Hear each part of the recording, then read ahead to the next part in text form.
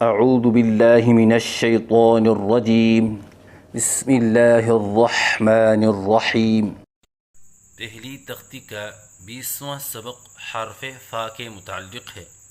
حرف ہے فا، مخرج ثنایا علیا کا کنارہ اور نچلے ہونٹ کا اندرونی حصہ، اس سے فا ادا ہوتا ہے، یعنی ثنایا علیا کے کناروں کو نچلے ہونٹ کے اندرونی حصے سے لگائیں تو اس سے فا ادا ہوتا ہے، جیسے کہ آپ کو اس نقشے میں نظر آ رہا ہے کہ ثنایا علیا کا کنارہ نچلے ہونٹ کے اندرونی حصے سے لگا ہوا ہے۔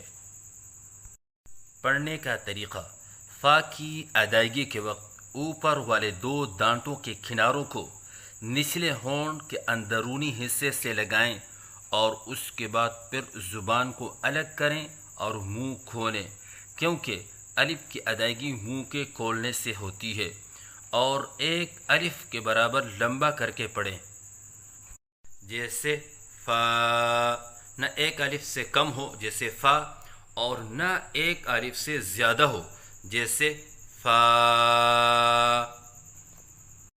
غلطیوں کی نشاندہی: بعض بچے فا کی ادائیگی کے وقت منہ بند رکھتے ہیں، یہ غلط ہے، جیسے ف، کیونکہ الف کی ادائیگی منہ کے کھولنے سے ہوتی ہے، جیسے فا۔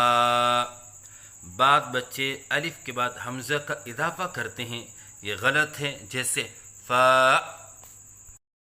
بعض بچے فا کے الف کی ادائیگی کے وقت آواز میں لہراؤ سا پیدا کرتے ہیں، یہ غلط ہے، جیسے فا۔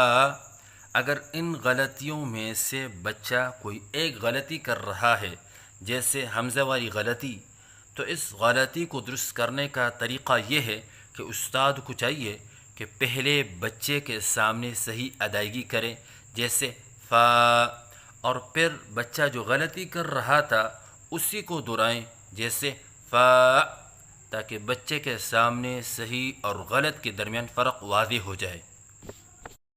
اگر اس سے بھی یہ غلطی درست نہیں ہوئی تو اس غلطی کو درست کرنے کا آسان طریقہ یہ ہے، جیسے کہ ہم اردو میں کہتے ہیں فائدہ، تو لفظ فائدہ بالکل آہستہ بولیں، فائدہ۔